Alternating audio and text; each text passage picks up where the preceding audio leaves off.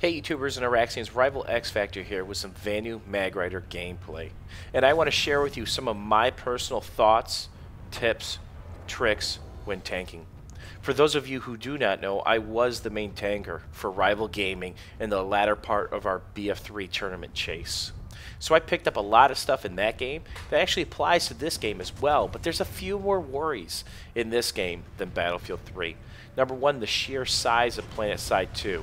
Battlefield 3 maps were smaller. You would know if you had your back covered or flank covered. In this game, there's always the randomization that somebody can back cap you and roll in 5 or 6 Reavers or Mosquitoes and just death from above. They can also roll in an armor column right behind you at any given second and kind of ruin it. So I want to talk about first is situational awareness with what you have in front of you in the immediate area. Whenever you roll up to a fight or pull your tank of choice, you need to survey the area for a couple things. First thing is, where's the primary enemy threat? Is it one directional? Is it multi-directional? Is it infantry based or is it infantry, vehicle, and air based? The second thing you need to do is pick cover accordingly and pick a couple spots. Why do you need cover? To pillar and shade. What's pillar and shading?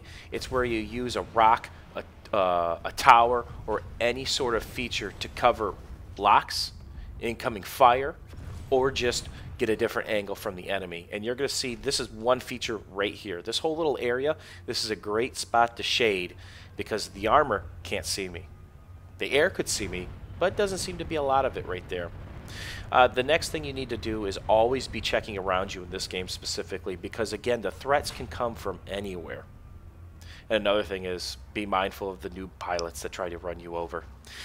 So you've got cover picked out, a couple pieces. You've got your awareness going where you're looking around using third person hitting T every once in a while to get that extra little angle. And then the other thing you need to know is how to get back to cover. Whenever you're exposed, no matter where you're at, have an action plan to get back to cover. Is it a quick shift of my turret to the left and I mag boost? Or do I have to back up 50 feet or I have to go forward 30 feet or around a bend? Always have that in your head. It keeps from having those chaotic freakouts where you just lose your tank because you don't know where to go or expose your back end to the baddies. That's the other thing I want to talk about is know where the threat is and position your tank properly. The Mag Rider is a little different than the other two tanks because it's forward facing. So to pull off your shots, you have to be looking at them, basically. With that being said, your front should be exposed. Your back is the kill zone. You will take the most damage taking a shot in the back. It only takes 2 to really kill you with the heavy assault type rockets or a tank that rolls up on you.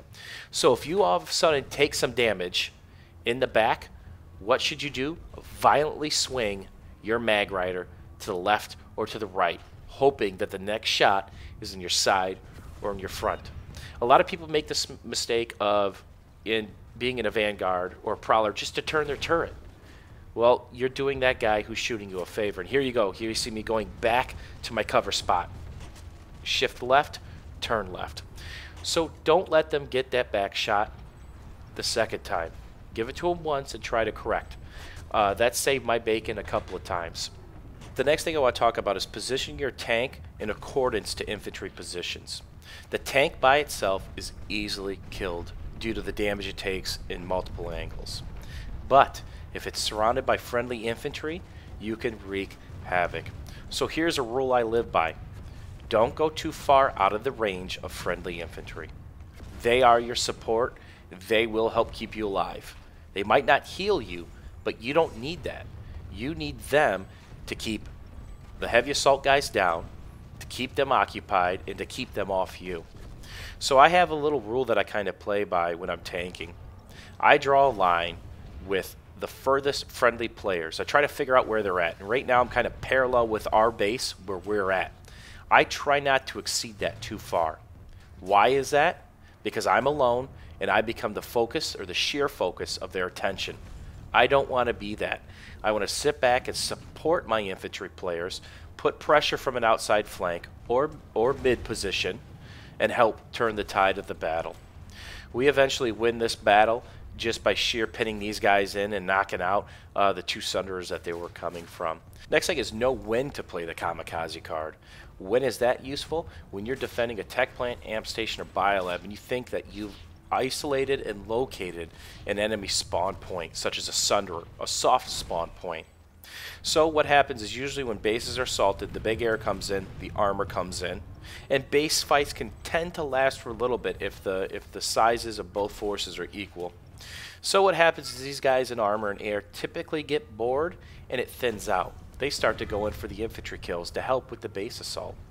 That's usually your time to strike. Jump in your tank, go for the gold. If you find the Sunderer, just start farming the kills trying to kill the Sunderer. Even if you die, you delayed that group from moving into the base. That might have been the breath of fresh air your team needs to take some pressure off the generator, the cap points, or some of the shield gens. If you take the Sunderer down, you just force them to a hard spawn point or another Sunderer that's farther away due to Sunderer deployment restrictions. The next thought process is identifying threat levels. So let's say you've got 4 or 5 infantry players clumped up in front of you, and they're all light assaults and snipers and guys who just can't do any damage to you really. But over in the right, you see a heavy assault pop his shield, and you see that rocket start lighting up. Do your best to turn your attention to him because he could really hurt you, especially if he gets around you. So it might cost you a quick couple kills, but in the long run, you'll get more kills because you're still alive to do the damage. I used to get dollar signs in my eyes and say, oh my God, I'm going to smush and kill these 5 or 6 people, and then die quickly because I rushed it. I didn't pay attention to my surroundings. And here you see me trying to adjust right there. I'm going to go back to kind of cover and pillar this area because I see that the air vehicle moved on. So pay attention to your damage indicators. They're going to tell you a lot. Now I'm taking damage from behind.